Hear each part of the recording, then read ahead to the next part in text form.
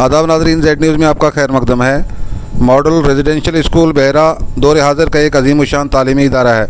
इस अजीम-उश-शान तालीमी इदारे की तामीर व तकमील का सेहरा साबिक़ा मेंबर असम्बली मेंढर जावेद अहमद राना के सर जाता है।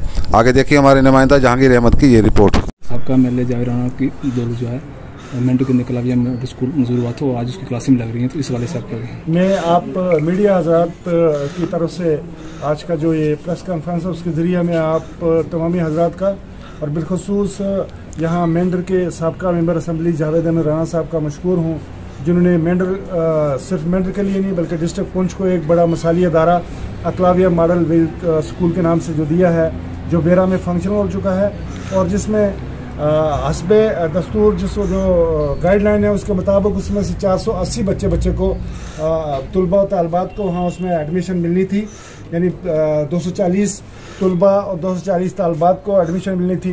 बदकिस्मती से इस वक्त हमें जो नोटिफिकेशन में पता चला है कि उसमें सिर्फ 60 तुलबा को एडमिशन दी जा रही है। हम सरकार से गुजारिश करेंगे कि ये पसमानदा इलाका है, ये पिछड़ा हुआ इलाका है, ये हमेशा बॉर्डर में हमें इस किस्म की मुश्किलात का सामना रहता है। हमारे लोग तालीम के लिहाज से बहुत पीछे हैं।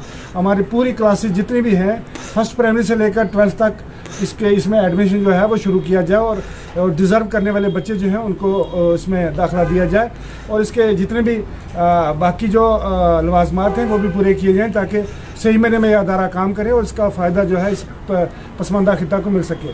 मैं एक बार फिर अपनी इस पूरे इलाके की तरफ से जावेद अहमद राना साहब का मशकूर हूँ, जिन्होंने अनथक मेहनत के बाद इस अदारा को, ये अदारा पे इस पर अगर बोला जाए तो बड़ी लंबी बात है। ये बड़ी मुश्किल से इस अदारा को यहाँ कायम किया, बड़ी मुश्किलात आई लैंड हासिल करने में, उसके बाद इसकी बिल्डिंग बनाने में, उसके बाद रुकावटें आती रहीं, फंड नहीं मिले, तो बड़ी तकदो के बाद ये अदारा जो है वो स्टार्ट किया है।